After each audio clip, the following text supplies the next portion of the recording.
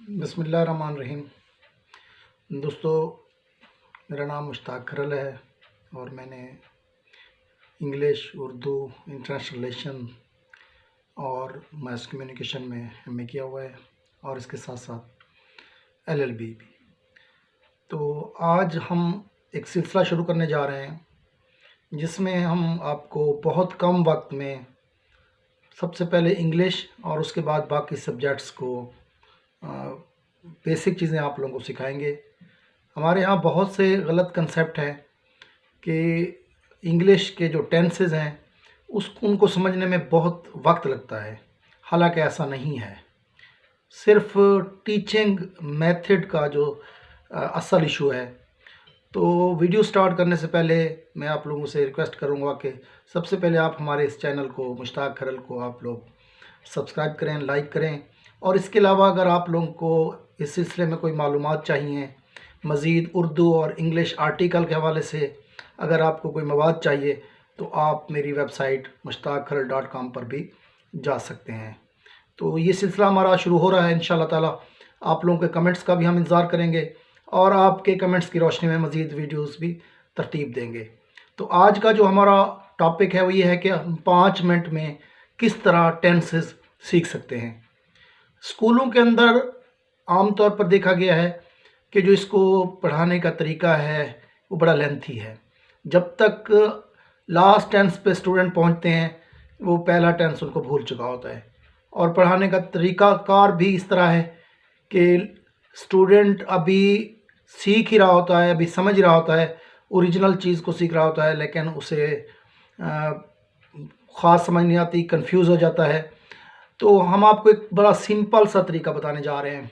इसमें आपने सिर्फ इतना याद रख लेना है कि हमारे पास जो कुल ज़माने हैं, हम जिसको टेंस कहते हैं, जो उसने पूरी ज़िंदगी इंसान को टेंस किया होता है, तो कुल ज़माने हमारे पास हैं 3 और उनकी जो हालतें हैं, हर एक ज़माने की 3-3 हालतें हैं।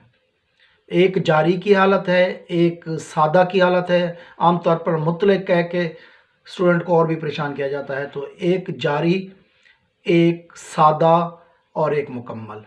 तो इस तरह 3 ज़मानों की 3 हालतों को ज़रा दें तो ये 9 बनेंगी और एक ज़माना हमारा इजाफी हो जाता है जिसमें हम लोग मुकम्मल और जारी कहते हैं।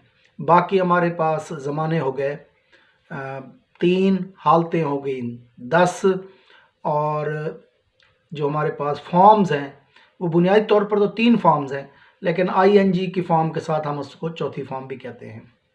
तो इसका तरीकाकार ये है कि आप सिंपल अंदाज में इन 4 फॉर्म्स को ही सीख लें। इन फॉर्म्स के साथ ही आप लोग आराम से टेंस को सीख सकते हैं। मसलन अगर आपने जारी के जितने भी सेंटेंस बनाने हैं उनमें आप आईएनजी की फॉर्म लगाएं और आपका जारी के टेंस मुकम्मल हो जाएंगे। मिसाल के तौर पर अगर आप हाल जारी का कोई सेंटेंस बनाना चाहते हैं तो ये उसकी मिसाल ही इज़ गोइंग, और पास्ट में ही वाज गोइंग और मुस्तकबिल में ही विल बी गोइंग। तो यहाँ पर आप लोगों ने जो इमदादी फेल देखने हैं वो है इज़ एम आर हाल के लिए, माजी के लिए वाज वर और फ्यूचर के लिए विल बी, शैल बी। लेकिन तीनों हालतों में आप लोग फॉर्म जो लगाएंगे वो चौथी फॉर्म लगाएंगे। इस तरह आप लोगों के 3 जारी के टेंस कंप्लीट हो जाएंगे। बजाय इसके कि आप लंबे चक्रों में जाएं, प्रेजेंट डेफिनेट से शुरू करें और आखिर तक जाएं, आप सिंपल तरीका सीख लें कि जो आपकी 4th फॉर्म है वो हमेशा आपके जारी के टेंसेस के लिए होगी। उसके बाद आपकी 3rd फॉर्म पे आते हैं। तो जितने आपके मुकम्मल के टेंस हैं, आपने अगर मुकम्मल के सीखने हैं तो उसमें आपकी 3rd फॉर्म होगी।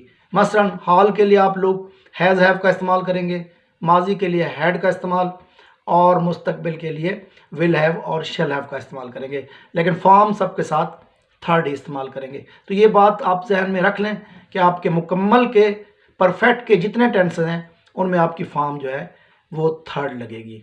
तो ये यहाँ पर आपकी 2 फॉर्म क्लियर हो गई। 4th फॉर्म क्लियर हो गई तमाम जारी के लिए और आपकी 3rd फॉर्म हो गई क्लियर आपकी तमाम जो है मुकम्मल के लिए। बाकी आपके पास बची 2 फॉर्म। 2nd फॉर्म की ख़ास बात आप जहन में रख लें कि 2nd फॉर्म सिर्फ़ और सिर्फ सादा माजी के लिए इस्तेमाल होती है। आप इसको कहीं और जगह पे इस्तेमाल नहीं कर सकते। बाकी हर फॉर्म के एक से ज़्यादा इस्तेमाल है, लेकिन जो आपकी 2nd फॉर्म है इसमें सिर्फ़ और सिर्फ एक इस्तेमाल है और वो है सादा माजी। माजी आप अगर इसको नफ़ी में चले जाएंगे या सवालिया में चले जाएंगे तब भी ये फॉर्म फर्स्ट में तब्दील हो जाएगी। तो असल जो सेकंड फॉर्म है वो सिर्फ़ और सिर्फ सादा माजी में इस्तेमाल होगी। और इसी तरह हमारे पास बाकी बची फर्स्ट फॉर्म। तो फर्स्ट फॉर्म हम लोग इस्तेमाल करते हैं हाल सादा और मुस्तकबिल सादा के लिए। मसलन ही गोज़, और अगर फ्यूचर में चले जाएं तो ही विल गो। अब आपकी 4 फॉर्म है। जारी के तमाम टेंस जो हैं वो चाहे हाल जारी है, माजी जारी है, मुस्तकबिल जारी है, वो आपकी 4th फॉर्म के साथ होगा। और जो आपका मुकम्मल है वो आपकी 3rd फॉर्म के साथ, हैज़, हैव, हैड के साथ। 2nd फॉर्म आपकी सिर्फ और सिर्फ सादा माजी के लिए इस्तेमाल होगी। मसलन ही वेंट, ही प्लेड। और फर्स्ट फॉर्म जो है आपकी प्रेजेंट इंडेफिनेट है, सिंपल इसको हम कहेंगे, सादा हाल कहेंगे उसके लिए, और सादा मुस्तकबिल के लिए ही विल गो। अब इसमें 1-2 चीज़ें आप लोगों को समझने की ज़रूरत है कि अगर आप जहाँ पे गो और गोज़ का फ़र्क आ जाता है तो वो ज़हन में रख लें कि ही, शी, इट और सिंगुलर नाउन के साथ आप SEIS का इजाफा करेंगे। बाकी तमाम जो नाउन है, आई हो गया, यू हो गया और इसके अलावा प्लूरल हो गए, उनके साथ आप लोग फॉर्म इस्तेमाल करेंगे। आप ES का इजाफा नहीं करेंगे। और इसी तरह आई हुई के साथ आप शेल, बाकी के साथ आप विल का इस्तेमाल करेंगे। और इसके अलावा एक हमारे पास जो टेंस बच गया वो है जारी और मुकम्मल। ये 2 टेंसों के मिलाप से बना है, एक इसमें जारी और इसमें मुकम्मल। इसमें भी स्टूडेंट को समझने में कन्फ्यूजन होती है कि इसमें कहाँ पे सेंस लगेगा, कहाँ पे फार लगेगा। तो एक सिंपल सा फार्मूला याद रख लें, जहाँ जो चीज़ें घड़ी और कैलेंडर में हैं वो सेंस हैं, बाकी सब फार है। मसलन 1990, 2010 ये आपके कैलेंडर में होता है, या 2 बज रहे हैं, 4 बज रहे हैं, ये कैलेंडर में होता है, इनके साथ सेंस इस्तेमाल होगा। मॉर्निंग और इवनिंग, AM और PM भी होता है, इनके साथ भी सेंस होगा। बाकी आपके जो अरसा होता है जिसको आपका आमतौर पर स्कूल में पढ़ाया जाता है जी, मुअय्यन और गैर मुअय्यन अरसा, तो ये बच्चों को कंफ्यूज करता है। सिंपल अल्फाज में कह देंगे जो घड़ी और कैलेंडर में चीज़ें हैं वो आपकी सेंस हैं, बाकी फार। 4 सालों से वो काम कर रहा है, 10 सालों से वो काम कर रहा है, और 2 घंटे से वो काम कर रहा है, तो वहाँ पे फार। अब 2 बजे से कर रहा है सेंस, 2 घंटे से कर रहा है फार। अब ये बना कैसे? इसमें हमने 2 टेंस लिए, एक मुकम्मल और एक जारी। मुकम्मल से हमने हैज़, हैव, हैड ले लिए, और जारी से हमने फॉर्म ले ली। बाकी आगे सेंस और फार का इस्तेमाल, और दरमियान में हमने इनका इस्तेमाल किया, बीन का इस्तेमाल किया, क्योंकि हैज़ के बाद आपकी 4th फॉर्म नहीं इस्तेमाल होती, इसलिए इन दोनों के आपस के जो मिलाप है 3rd और 4th फॉर्म, ख़ास तौर पर मुकम्मल और जारी का, तो इसके लिए हमें बीन का इस्तेमाल करना पड़ा। तो it has been raining since morning, it has been raining for the last 2 days. तो दोस्तों ये हमारा है सिंपल टेंस के हवाले से। अगली वीडियो में हम आपको इसी तरह ही 2 से 3 मिनट के अंदर आपको बताएंगे कि अगर आपने तमाम टेंसेस को पैसिव वाइज में तब्दील करना है तो उसका भी एक बड़ा सिंपल तरीका है, बजाय इसके कि आप एक लेंथी प्रोसेस की तरफ जाएं। उम्मीद है आपको वीडियो पसंद होगी, आपके फीडबैक का इंतज़ार रहेगा। आइंदा भी हम आपके लिए ये सिलसिला शुरू कर रहे हैं, इसमें आपको बहुत कम वक्त में कोशिश करेंगे कि इंग्लिश की बुनियादी चीज़ें सिखाएँ। अस्सलाम वालेकुम।